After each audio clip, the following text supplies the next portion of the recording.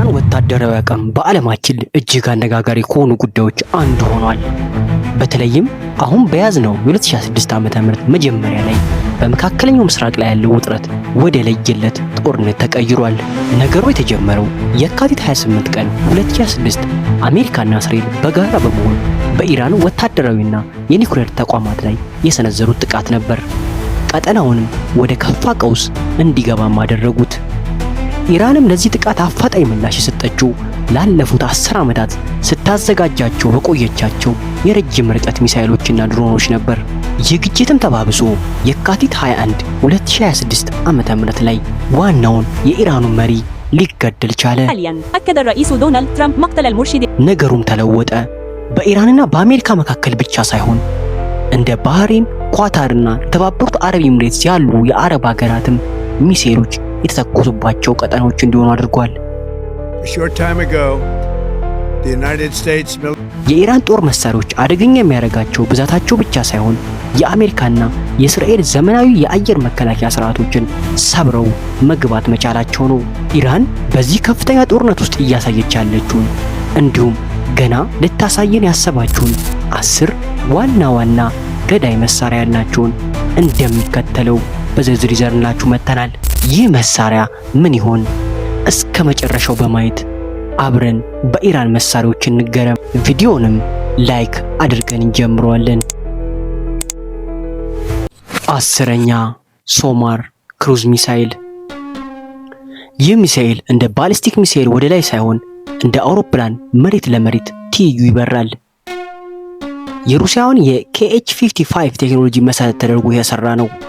በጣም ዝቅ ብሎ ስለሚበር ተራራዎችና ሸለቆችን ተከትሎ በመሄድ የጠላትን ራዳር ያታልላል። እስከ 1350 ኪሎ ሜትር ይጓዛል።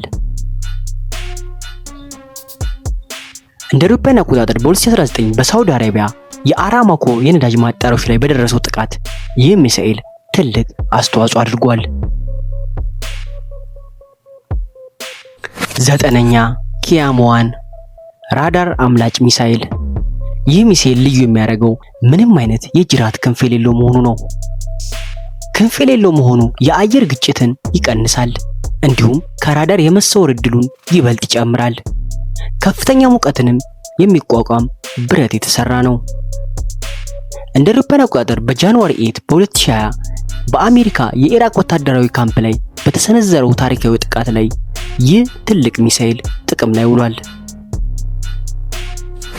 8ኛ ባቫር 373 የኢራን ጋሻ የሚል ቅጽል ስም የተሰጠው ሲሆን ይህ መሳሪያ ሚሳኤል ሳይሆን የሚሳኤል መከላከያ ስርዓት ነው። እስከ 450 ኪሎ ሜትር ርቀት ላይ ያሉ ኢላማዎችን መለየት ይችላል። እንደ አሜሪካው F-35 ያሉ ስውር ጄቶችን መለየት እንደሚችልም ኢራን ትገልጻለች። እንደ አውሮፓውያን አቆጣጠር በ2024 እና በ2026 መጀመሪያ ላይ እስራኤል በኢራን ላይ የአየር ጥቃት ከሞከረችበት ወቅት በኋላ የኢራን የአየር ክልል ለመጠበቅ በተግባር ላይ ተሰማርቷል። 7ኛ ሙሃጂር 6 ሁለገብ ድሮን። ይህ ድሮን ለስለላ ብቻ ሳይሆን ጥቃት ለማድረስም የተራቀቀ ነው።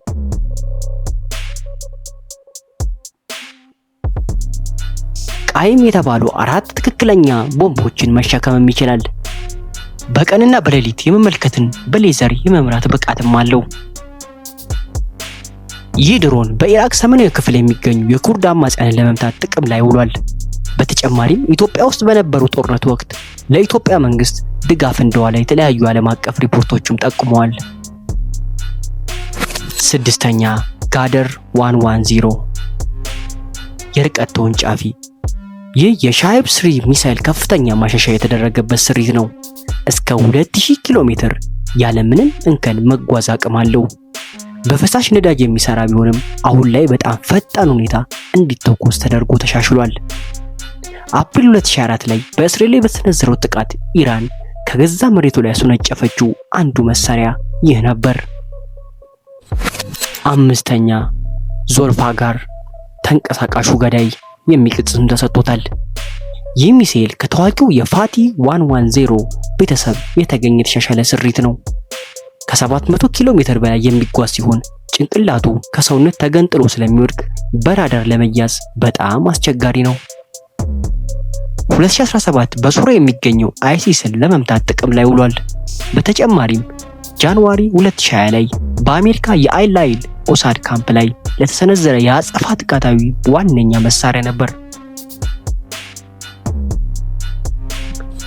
አራተኛ ከቢር ሼካን ምሽግ ሰባሪ። ትርጉሙም በታሪክ አይሁዶች የነበሩበትን ምሽግ መቆጣጠርን የሚያመለክት ነው። ይህ ሚሳኤል በጣም ቀላል በመሆኑ በተንቀሳቃሽ መኪኖች ላይ ተጭኖ በፍጥነት ይንቀሳቀሳል። ኢላማውን የመምታት ስህተቱ ከ10 ሜትር በታች ነው። እንደ አውሮፓውያን አቆጣጠር ጃንዋሪ 2024 ኢራን ከ1200 ኪሎ ሜትር በላይ ርቀት ያለው የሚገኘውን የሶሪያ ኢድሊብ ግዛት ላይ አሸባሪዎች ይዞታን ለመምታት ትጠቀምበታለች። ይህ ኢራን እስራኤልን ለመምታት እንደምትችልም ያሳየችበትም ርቀት ነው። ሶስተኛ ሴጂል ፈጣኑ ባሊስቲክ ሚሳኤል። የኢራን ረጅም ርቀት ስትራቴጂካዊ መሳሪያ የጀርባ አጥንት ነው። ባለ 2 ደረጃ ሚሳኤል ሲሆን በደረቅ ነዳጅ ነው የሚሰራው። ደረቅ ነዳጅ ሚሳኤሉን በማንኛውም ጊዜ ለውጊያ ዝግጁ ያደርገዋል። በፈሳሽ ነዳጅ እንደሚሰሩት ሚሳኤሎች ለመተኮስ ረጅም ሰዓት ዝግጅት አይፈልግም። እስከ 2500 ኪሎ ሜትር ድረስ ይጓዛል። በትላልቅ ወታደራዊ ልምምዶች ላይ በቋሚነት ጥቅም ላይ ይውላል። ለጠላት ማስጠንቀቂያ ለመስጠት በሚደረጉ የኃይል ማሳዮች ላይም ቁልፍ ሚና የሚጫወት ሚሳኤል ነው።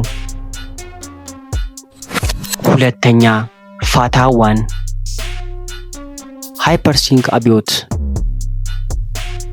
ኢራን የዓለማችን ጥቂት ሃይፐርሶኒክ ሚሳኤል ባለቤት ከሆኑ ሀገራት ተርታ እንድትሰለፍ ያደረገ መሳሪያ ነው። ፍጥነቱ ከማክ 30 እስከ 50 ይደርሳል። ዋነኛው ልዩነቱ ሚሳኤሉ ከባቢ አየር ውስጥ ከገባ በኋላ አቅጣጫውን የመቀየር ልዩ ችሎታ አለው። እንደ አይረን ዶም ያሉ መከላከያዎችንም ሊመቱት አይችሉም። ኦክቶበር 2024 በተባለው ጥቃት ኢራን እስራኤል ውስጥ የሚገኘውን የኔቫቲም የኃይል ጣቢያ ለመምታት ተጠቅማበታለች። አንደኛ ሻሂድ 136 አጥፊው ድሮን። ይህ ድሮን ኢላማው ላይ እስኪጋጭ ድረስ በአየር ላይ የተንሳፈፈ መጠበቅ ይችላል። ባለ ትራያንግል ቅርጽ ክንፍ ያለው ሲሆን በራዳር ለመታየት እጅግ አስቸጋሪ ነው። በውስጡ እስከ 40 ኪሎ ግራም ፈንጂ ይዛል። ኢራን በመቶዎች የሚቆጠሩ በአንድ ጊዜ በመተኮስ የጠላትን መከላከያ ታጨናንቃለች።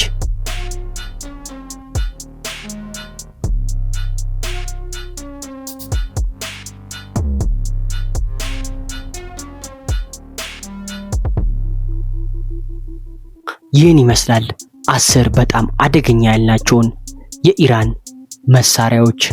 ቪዲዮን ከተመቻችሁ ላይክ ማድረጋችሁ እንዳትረሱ። እንዲሁም ለዚህ ቻናል አዲስ ካላችሁ ሰብስክራይብ እና የደወል ምልክቷን በመጫን ቀን በቀን ለምንለቅላችሁ ትኩስ እንዲሁም ያልተሰሙ እንዲሁም አስገራሚ የምንላቸውን እውነታዎች በቶሎ እንዲደርሷችሁ ይረዳችኋል። እናመሰግናለን።